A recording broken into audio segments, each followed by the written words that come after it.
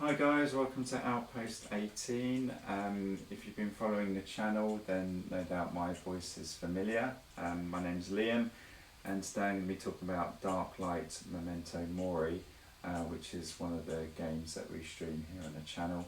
We also stream other games like Elder Scrolls Call to Arms, Mythic Battles Pantheon, and no doubt we'll stream Mythic Battles Ragnarok in a year's time when that Kickstarter delivers. And we'll probably do some other things in time. Those are the ones we've been focusing on more recently.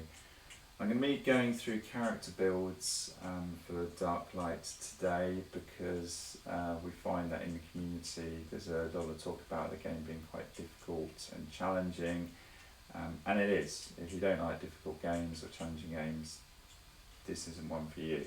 It does have an extremely steep learning curve, and the designer intended it to be difficult. However, that's one of the charms of the game, and if you like pain, you'll love this game.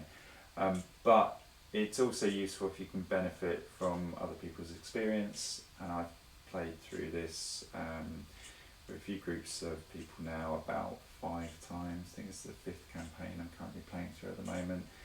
And so as you play the game, you get better at it, and then you find that the game actually isn't as difficult as you may have initially thought, because you learn the tricks that keep you alive and such. So I'm going to try and impart some of that knowledge today.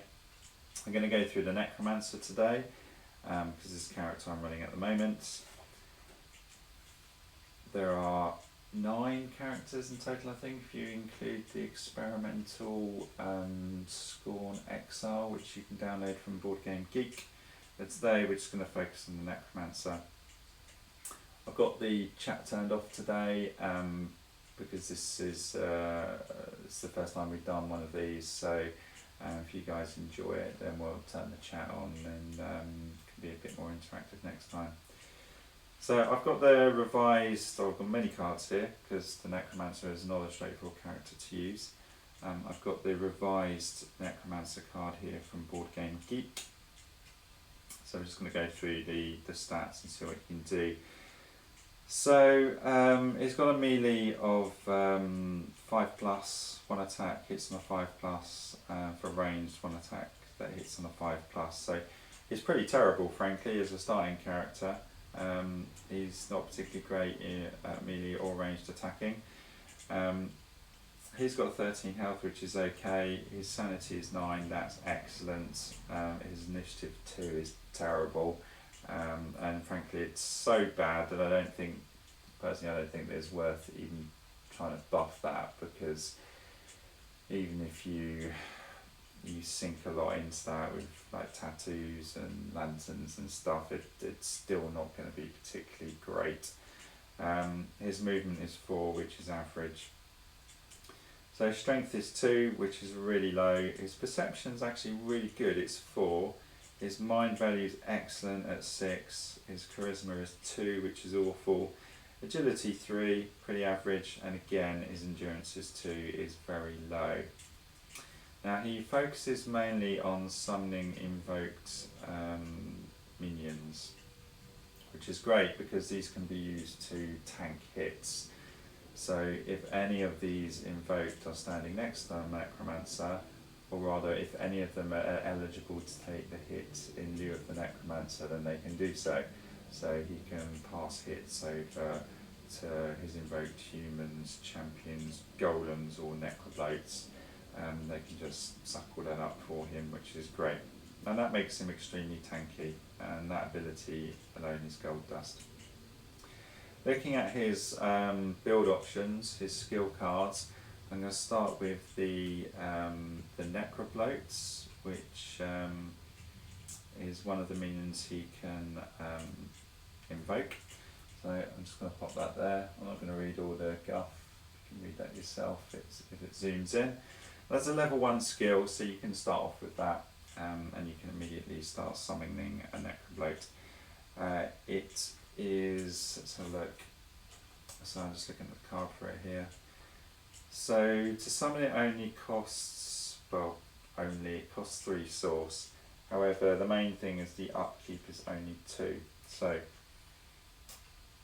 whenever you're rolling a darkness roll, every turn, if you roll a 6, you're going to generate a source equal to your mind value, which in the Necromancer's case is 6, which is great.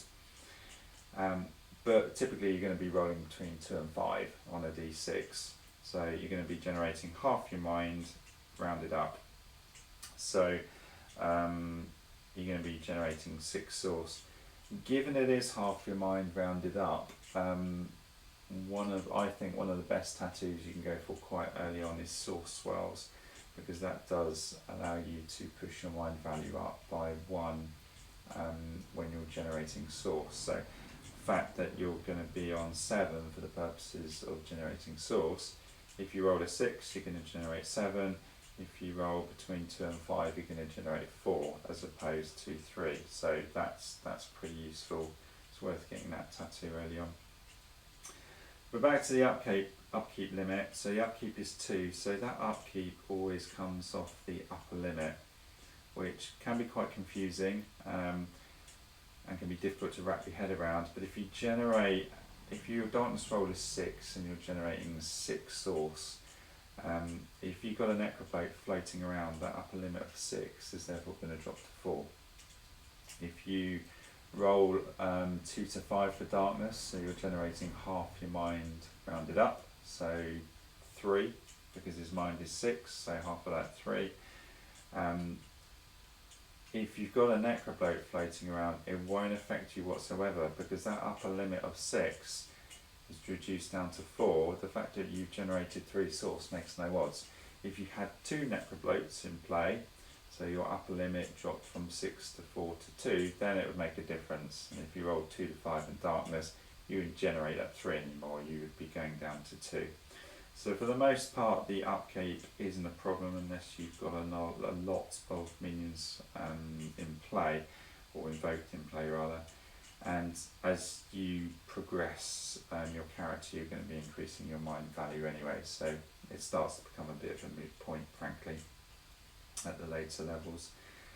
I really like the Necrobloats because when generating them or when invoking them, they are immune to prone and they can't be threatened. So if you want to just throw these things to the wolves, because they do generate threat themselves, it means you can actually hold back waves of demons just by using Necrobloats as a speed bump essentially.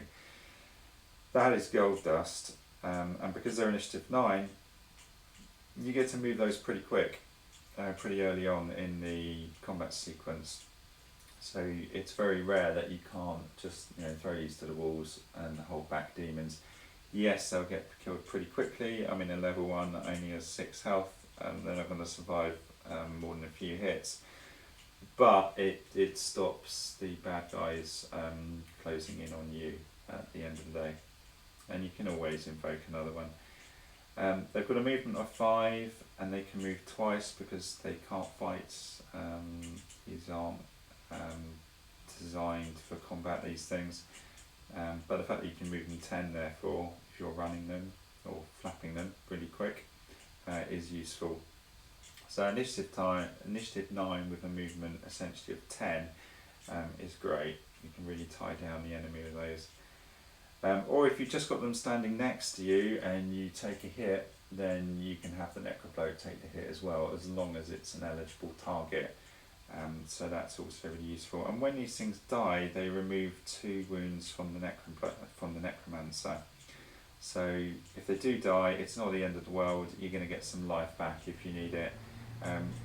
This character is no exorcist, so it's just 2 that you're healing, and it's only for this particular character, but that's still quite a useful thing to have.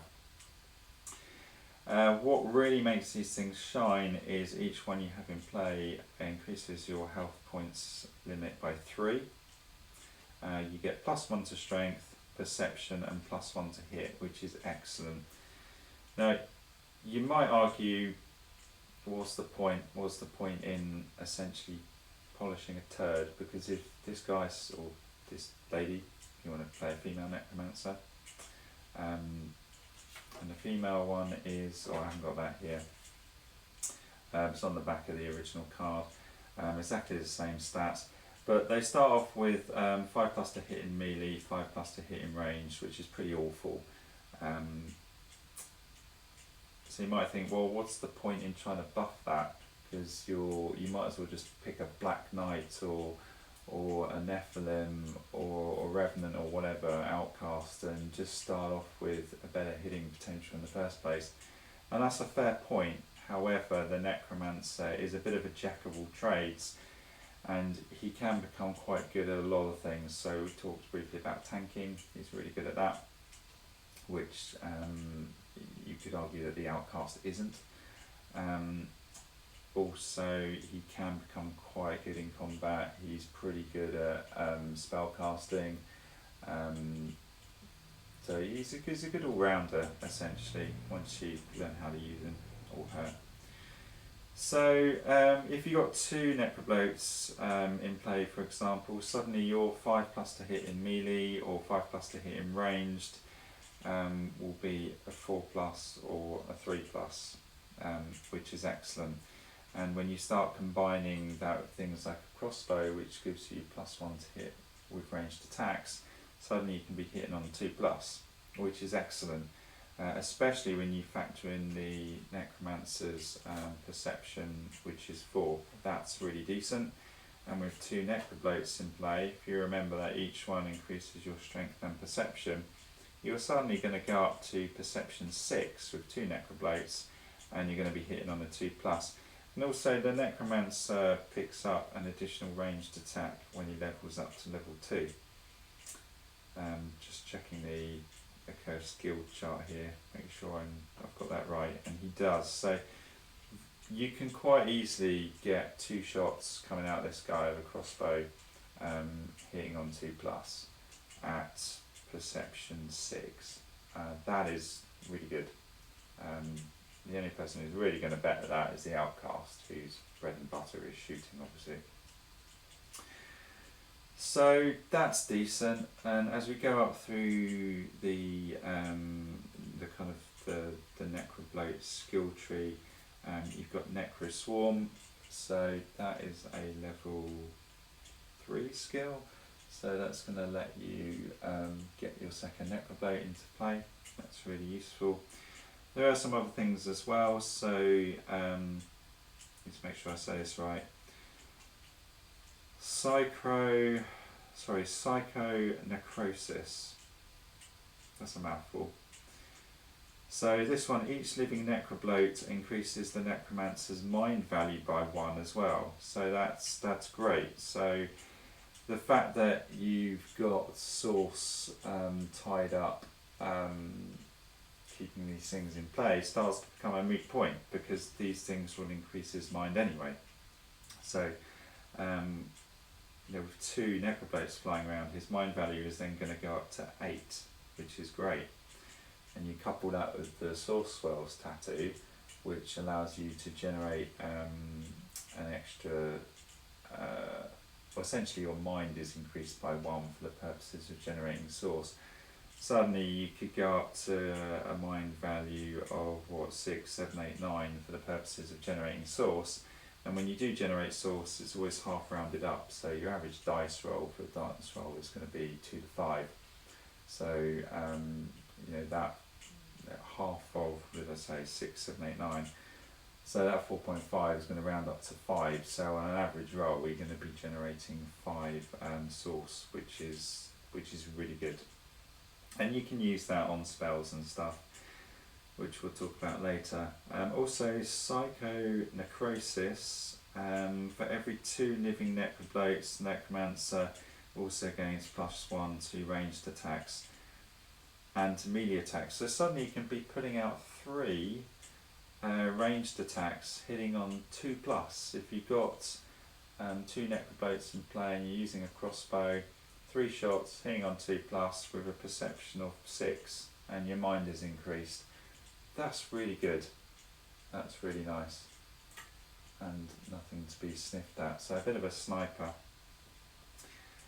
And again, if you're able to keep the enemy back by using your minions, to hold them back, or your fellow Accursed ideally will hold them back for you, then you can just comfortably sit behind the main line of defence and just sniper things essentially. You've also got Blood Sacs, which is a level 5 skill, so you may or may not pick this one up, because level 5, 6, 7 is obviously a bit later into the game, but still very useful. Each Necroblow grants 6 health points and 1 endurance to the Necromancer, so his paltry endurance of 2 is going to get better.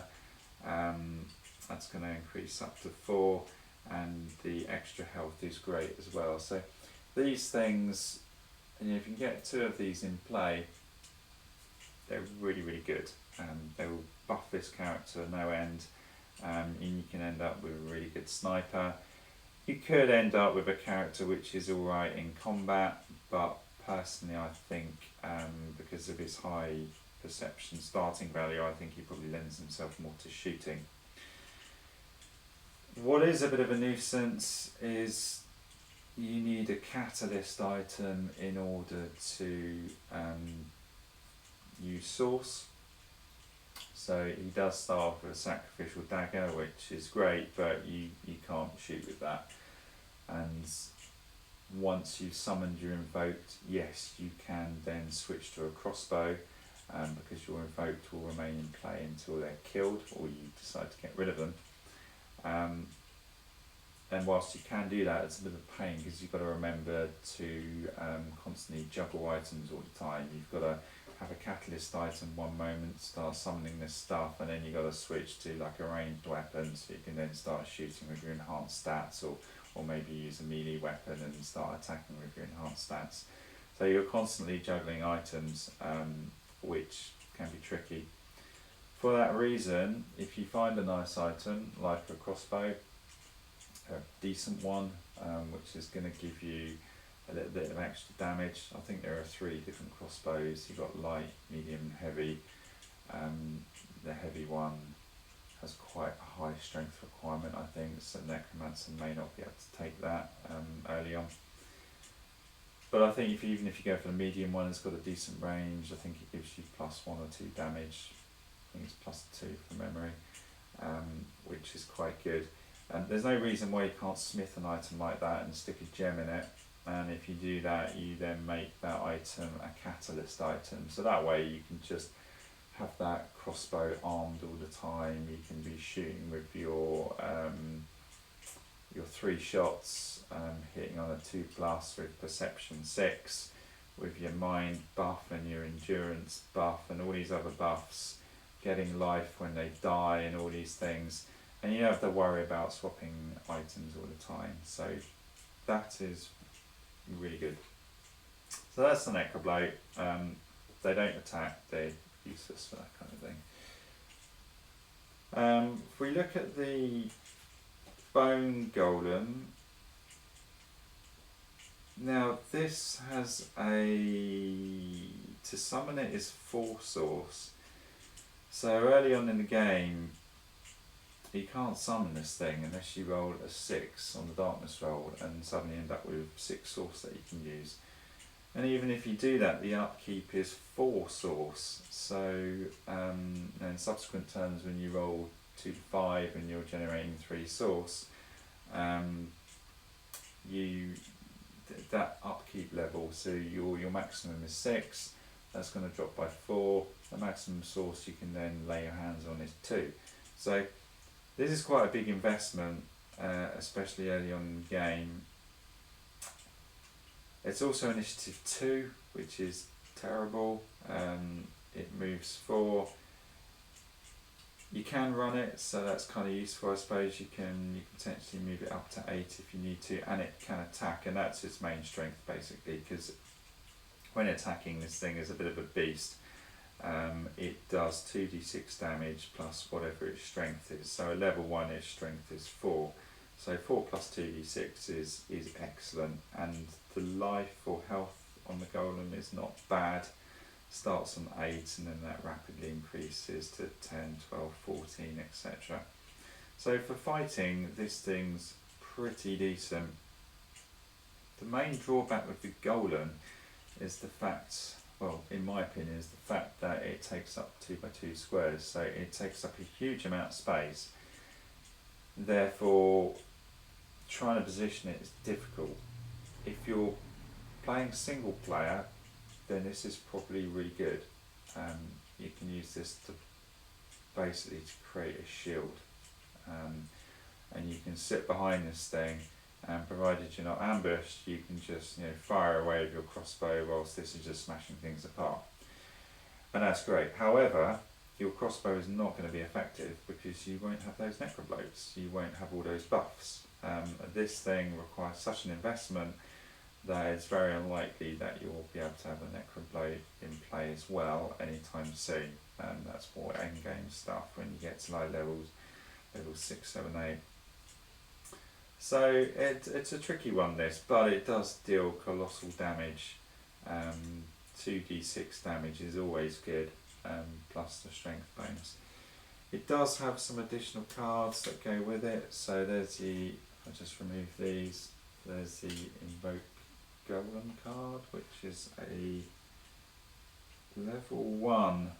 So you can start off with that immediately, but like I say, unless you roll 6 on darkness, you're not going to be generating enough source to raise that thing or to invoke it, which is a shame. It does have some interesting skills. So Obedient Slave, whenever you are adjacent to your Golem during your movement phase, you may step on them, spending 1 movement point, placing yourself in any free square. So that's quite useful for getting out of trouble. So if you are ambushed, you can basically step over the Golem's head, climb up it and get to the other side of it and keep it between you and the enemy. That's great. You've got Bones Boulder, which is a real giggle, level 3, so you can crumple your Golem into a boulder and make it roll down your enemies. So move your Golem in a straight line from its current position by 3d6 squares. So you're just going to be playing Skittles with this thing, and basically the damage is everything it passes through. Suffer a number of damage equal to 1d6 for each mind point you have. So you start off with -6, so that's a horrendous amount of damage that you're potentially going to be throwing out from this thing. And when you start increasing it, so you take it up to level 8,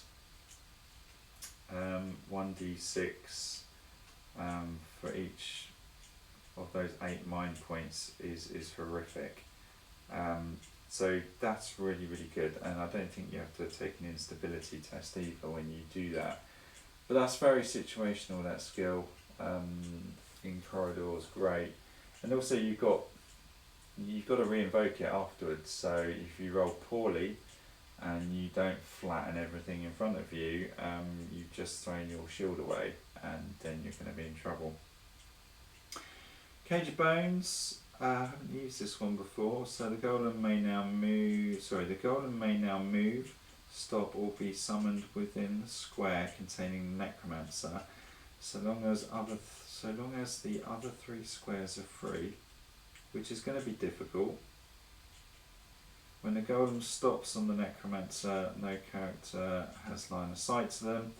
All damage is transferred to the Golem irrespective of its nature, and insanity will still be applied to Necromancer. If the Golem is destroyed in this manner, any surplus wounds from that attack are wasted and not transferred to Necromancer. So that's a really good shield, but again, the chances of you being able to summon that are quite difficult. So the Golem may now move, stop, or be summoned within the square containing the Necromancer, so long as the other 3 squares are free.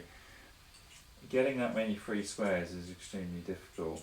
I mean, it's nice, and if you're going to invest in the Golem, I suppose you might as well take it if you're going down that path, but the Golem is just too big for me. It takes up too much space.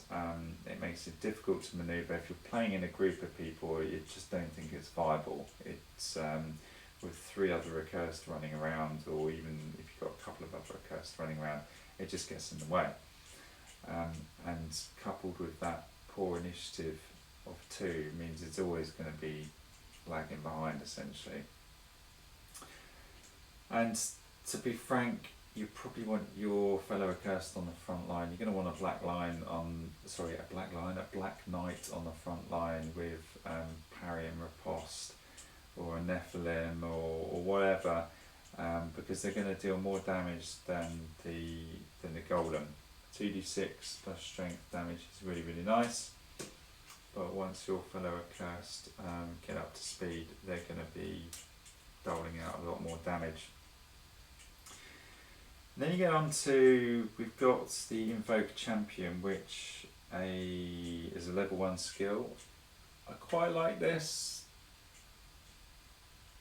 The champion, it's basically like having a decent warrior following you around. Just trying to find the stat card for it. Oh, I'll put it over here. So it's pretty good from memory. So to summon is 3, the upkeep's a bit higher, so you need 3 souls to keep this guy going, but you can at least, even at level 1, you can invoke this thing quite easily and you can keep it running. It's initiative 4, which is not great, frankly. It has a movement of 4.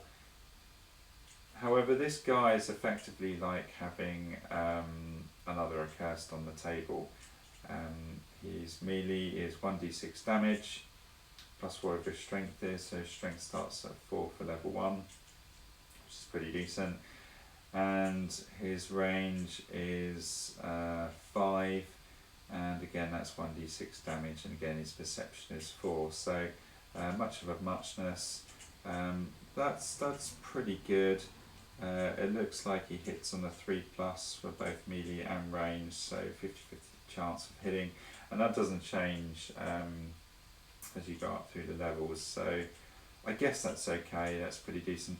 But the nice thing with this guy is if you do invest in him, the skills that he has allows you effectively to start kicking him out with equipment.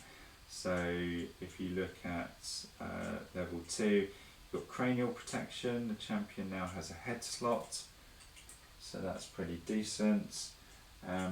He starts off with 2 equipment slots anyway, so you can give him like double-handed weapons and stuff, or probably even dual wield, I would imagine. Then you can give him the head protection. You also get at level 4 Vestige of Glory, so your champion has a chest slot, so you can start armouring him up. And then you get experience restored, so your champion gains 1 more melee and ranged attack per turn at level 4.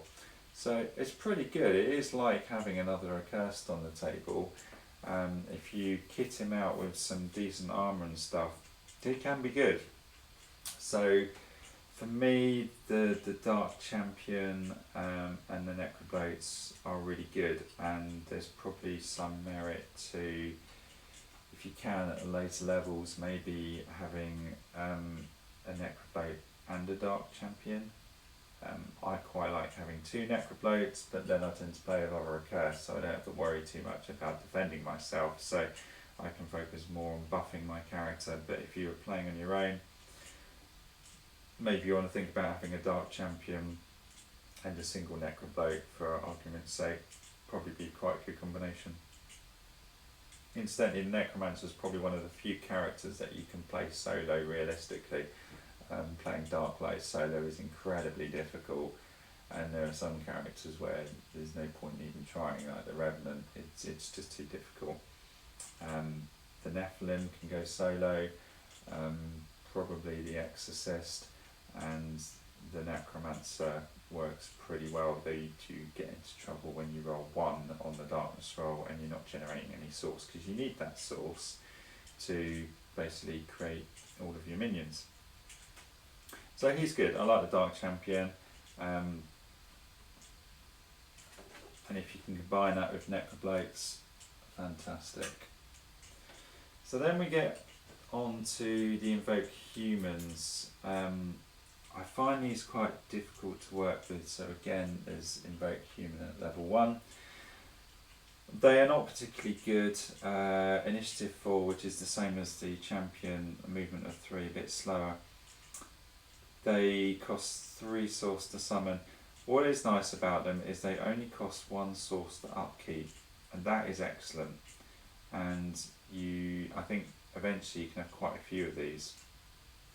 You can have about 3 of them in total, I think. I'll check that in a minute. Melee wise, they're 1d6 damage on medium ranged, plus their strength and perception of 3, and their health starts off at 3 as well, which is bloody awful. It's worse than the Necroblows. The problem with these guys is you can't really buff up their damage, because unlike the champion, you can't give them any items. And that's a problem in Darklight, because once you start getting to level 4 and higher, you need 2d6 damage, and if you can't create 2d6 damage through skills or items or whatever, you might as well take a stroll down Washout Lane and go home, because you will not be going very far. So the undead humans for me, they're tempting because at early levels they're quite useful, and you only need 1 source to upkeep them, but their damage output is really, really low. There are some ways of buffing it, I believe, with their skills, which we'll get onto.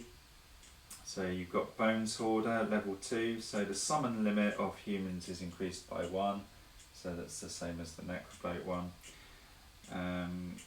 What have we also got? We've got One Mind at level 3, so if 2 undead humans are eligible to melee attack the same target and both still have melee attacks to deal for this round, you may make them do 1 combined attack during their attack phase. This uses up their melee attack allowance for the round. Roll simultaneously for each attack, so 2d6, and add all the damage caused by those who landed hits. So that is useful way of trying to break that 1d6 barrier in Darklight, because you need to be packing 2d6 damage plus bonuses, plus strength and perception. Otherwise you're going nowhere. But that means you've got to have these guys well positioned all the time. They've all got to be able to attack the same target, and they've got to land their attacks. And that's quite difficult to achieve. In my mind, you might as well not bother with all that aggro. You might as well just have the undead champion and give them a double-handed weapon or something, and then you have less aggro, less to worry about. That's quite awkward to use, I think, especially when you get ambushed and you're then struggling to move things around. Then at level 4 we've got for the Master, so destroy one of your undead human to recover 1 wound. Well, the Necrobloats give you 2 wounds when they restore 2 health, or you recover 2 wounds when you kill them off anyway. No mind test is required. Well, the instability test that you have to take when you lose minions isn't really a problem, because the Necromancer has such a high mind value anyway. I don't think it's a big deal. So killing off a human, and you need multiple humans to increase the damage, killing off one of those to recover a wound, I don't think it's worth it. Obviously this is just my opinion. And then you've got expendables, so if your human undead has not yet attacked this round, you may make them explode against 1 adjacent character. This attack causes 1d6 damage plus your mind. So, I mean, even if you bump your mind up to 8 or 9, that's just not good enough. If you're not dealing wounds, and you're dealing damage, which then gets mitigated by armour or endurance, you need to be putting out more damage than this, and to me that's just not high enough. And also, if you're exploding these guys, whilst it sounds cool, you've then got to re-invoke them in order to cluster them up again, in order to use that ability where they can all hit the same target and deal not massive damage, but better damage. So I don't find the the Invoked Humans particularly useful. I'm just going to remove those now. They're hard to work with, a lot of effort, not a lot of reward. The Golem is just difficult because it takes up too much space, but in solo play that it could be useful. Otherwise, if you're running around with a group of other Accursed, just go with Necroblows and just buff your character. If you're playing in solo play, then you might want to consider the Dark Champion and a single Necroblow. That could work really well. There are a couple of other miscellaneous cards. So a zombie's really good. So you can discard one of your current trophies. So basically, when you kill monsters, you claim them as a trophy. So you can discard one of those. The trophy is enough to match the summoning and upkeep cost when it's invoked is killed. So essentially, if you kill stuff, you can use those trophies to summon and keep minions alive. That is really, really useful if you're going to be using the Golem, because the Golem has a high summon cost, it has a high upkeep cost, so zombie is worth taking. That's really useful. Otherwise, I don't think you really need to worry about it. I mean, the Necroplates increase your mind anyway in the later levels, so it's not really an issue. And whilst you will probably want to do other spells as well, which we'll talk about in a minute, you're not going to be doing lots of spell casting like Blood Witch, so you won't need tons of source. And source is quite easy to generate with the Necromancer. I mean, he starts off with 6 mind, you get yourself source wells, so that pushes you up to 7 for the purposes of generating source. You go up a couple of levels and maybe you increase your mind or your perception, probably mind. You can generate stacks of source really easily. And there are probably other items that help you do that as well. Dark Release, any failed mind tests that have been taken due to Lost Invoked now only cause you to lose 1 insanity. Again, the Necromancer doesn't really have much of a problem when dealing with, when doing that instability test, when he loses his minions. Basically, you're rolling a number of dice equal to your mind from memory, which is 6, and if you don't get at least 1 success, and the success is a roll of a 6, then you fail the test and you're going to lose 2 insanity. His, sorry, you lose 2 sanity. His sanity is, what was it, 9 anyway? So you've got to fail that quite a lot before you get into trouble. And it's unlikely you're going to fail it with that many dice, and as you push his mind up, and you maybe find trinkets, like there's an heirloom, I think, called the Old Ring, which gives you +1 to mind as well when doing tests. All those things help him with his instability test. It's very rare that you fail them. So I don't find Dark Release particularly useful. I don't find the Invoke Humans particularly useful. And I don't find the Golem particularly useful unless perhaps you're playing solo. And then you've got I Am the Warden. If you die, you're invoked, remain alive, and are controlled by you. If the combat ends with all enemy monsters being defeated and at least one of your invokes still alive, you return to life with all wounds removed. If you're playing solo, that could be useful, and that's a level 6, it's endgame stuff. It's incredibly unlikely you'd ever use it, because usually you have hordes of minions, demons, and it's unlikely that you're gonna die when there's maybe 1 left and you're all invoked and finish off that remaining demon and then you pop back up. It's extremely unlikely. You're probably going to be reliant on the Cursed Heart to resurrect yourself. So I don't think there's likely to be a need for that. So for me, that kind of goes with Dark Embrace, as you know, it's not a skill that you'll probably want to take. Zombie's good if you're going to be taking a Golem, otherwise I wouldn't bother with Zombie. So I would suggest you focus on Necroplates or the Undead Champion. They're very good. When you look at the spells, so I'm not going to go through the whole spell deck. I might just mention one or two, but there are some excellent spells in there. But he can tap into the Necromancy branch of spells. He starts off with Decay, which is bloody amazing. So if you, again, is another reason why I think Necroblow is the way to go, because they bump up your mind as well. So Decay, target a character in line of sight up to 5 squares away. This character must take an Endurance 1 test or suffer 1d6 wounds. And that's the key thing, wounds. It's not damage. So this will just trash demons, because it doesn't matter how tough they are, they're just going to lose wounds. For every 2 dice used to cast this spell, and you're going to use at least 2 anyway, because it has a really high cast limit of 10, so you need to chuck two dice at it.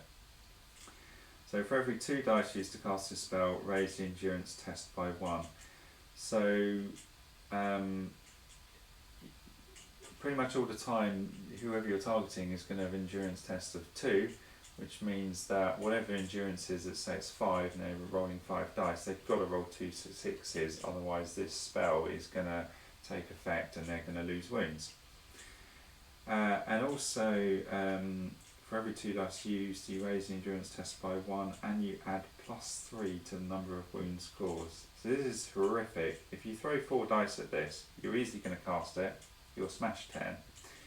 Then your endurance test, I believe, is going to be 3, because it starts off at 1 for every 2 dice used. It increases by 1, so 1, 2, 3.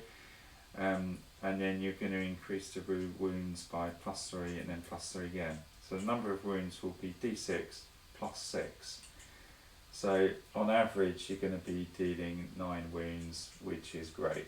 So if you've gemmed up that crossbow and you're sniping away with the crossbow and you're chucking out 3 shots hitting on a 2+, with a high perception, and then you've gemmed up the crossbow so you can spellcast as well, and you chuck Decay in there, you're dishing out decent damage, and actually this one's wounds.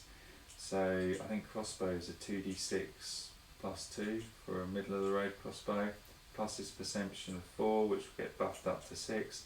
So you're going to be doing 2d6 plus 8, I think, from your shots, which you have 3 of those hitting on 2+, so that's excellent. Plus you're chucking out Decay, which is straight wound damage. There's nothing bad about that, that's really good.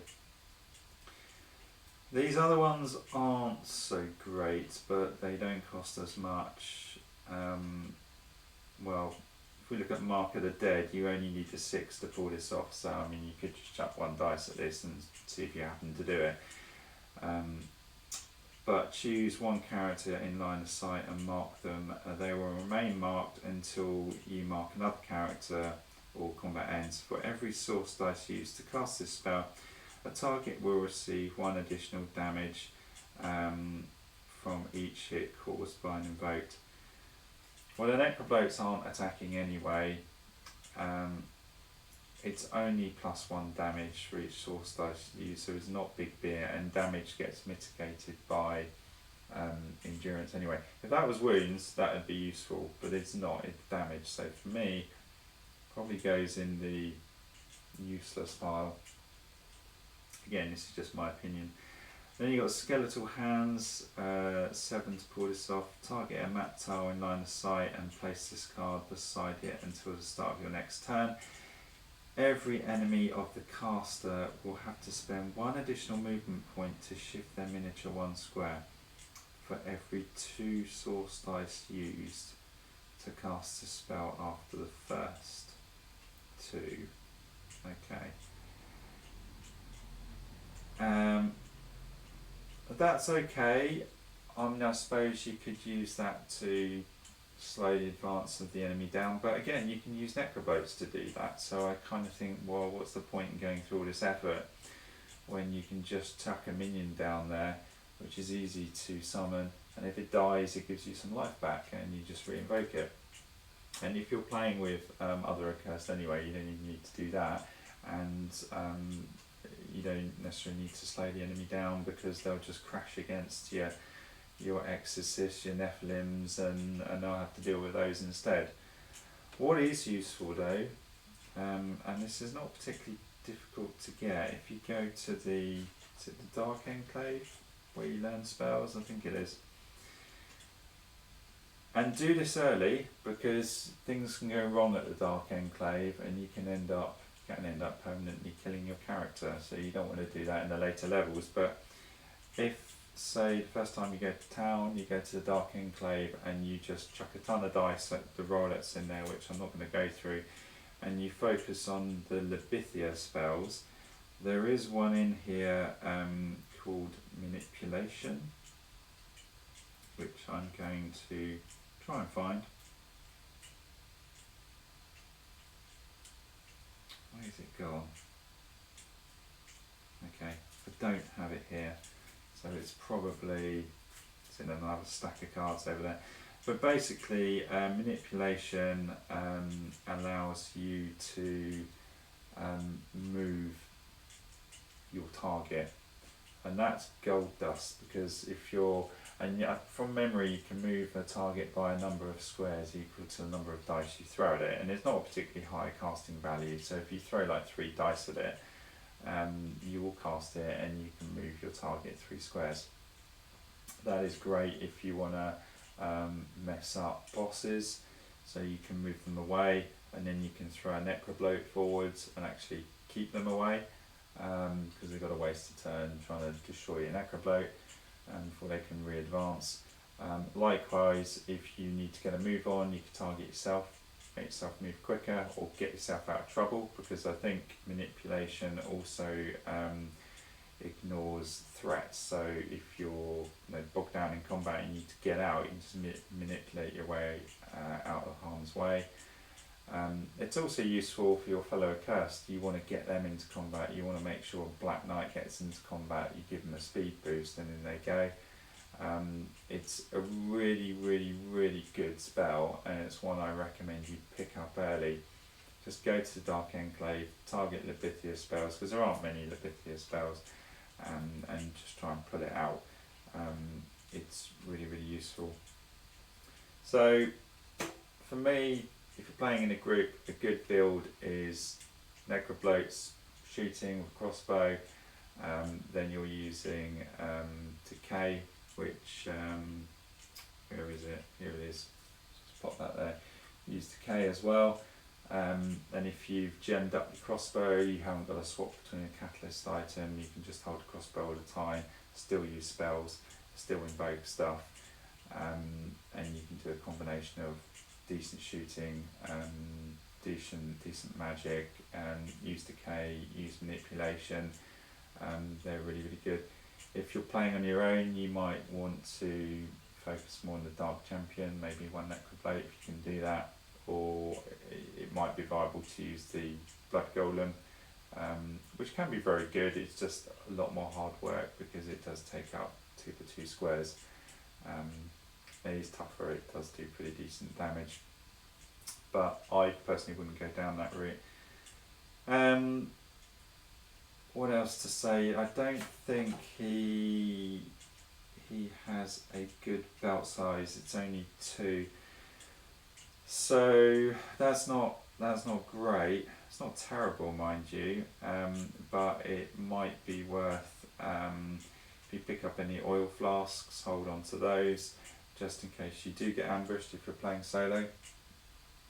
I don't know if he can go to the church or not, because I don't know if the church admits necromancers, given they specialise in curses and whatnot. But if you can do that, it might be worth going there and getting the holy water or whatever it is, essentially like a mini oil flask, because I don't think you can buy oil flasks. I think you have to find them. We quite like to change the rules a little bit and say that the apothecary can sell oil flasks for like 100 gold crowns, something like that, but that's just a house rule that we've allowed.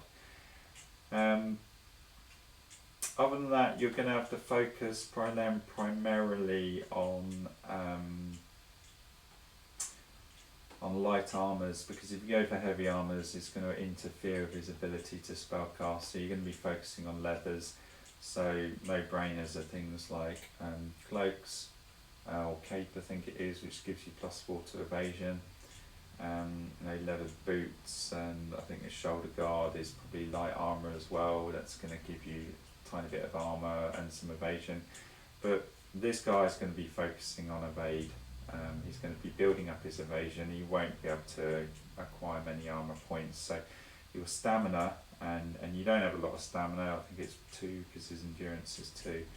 You're probably going to be using it to basically evade and get your evasion going. And that's assuming you need that, because he is very good at tanking. He has minions, they can tank the shots for him, and then you can just re-invoke them. But if it hits the fan, you will need to evade with this guy. Forget about armour, it's never going to happen, unfortunately. That's for your exorcists and black knights and stuff. Going back to the initiative, there are things that boost initiative, and initiative in this game is excellent. I always recommend you increase initiative if you can, but the thing with this guy is he starts on 2, which is shockingly bad, so I'm just not convinced it's worth the investment because it's so poor to begin with. Even if you go with your tattoos and your lanterns and stuff, it's still not, I don't think it's going to go past 6. Which is not really good enough. It might help you in a few situations, but really you want to be getting your initiative up to 8 or 9 if you can do that. Off the top of my head, there's not much more I can think of to say about this character at the moment. He's a great supporting character, he's a jack of all trades. Gem your weapon if you can, so you haven't got a weapon swap. And he is a character that you can play solo and actually stand a chance of surviving the first quest. And to be frank, the first quest in Darklight is one of the harder ones because you start off with nothing. I don't know whether you'd start off with Necroblow. It's a bit dicey because you can use it as a speed bump and it will give him life back. But if he doesn't find a decent weapon early on, then you'll be buffing his sacrificial dagger that he starts off with, which is not great. Likewise, if you start off with Invoke Champion, you're not going to be able to kick your champion out with anything, so it's hard to know which is the better route to go for if you're playing solo. I'd probably chance my arm with Necroblow and see how that goes, and just hope I pick some kind of item up early from a chest or whatever. Other than that, I think that's it. If you've enjoyed this, let us know in the comments, or let us know when we post this in the community forums and stuff. And yeah, if you enjoy this, we'll do some more in the future. See you later.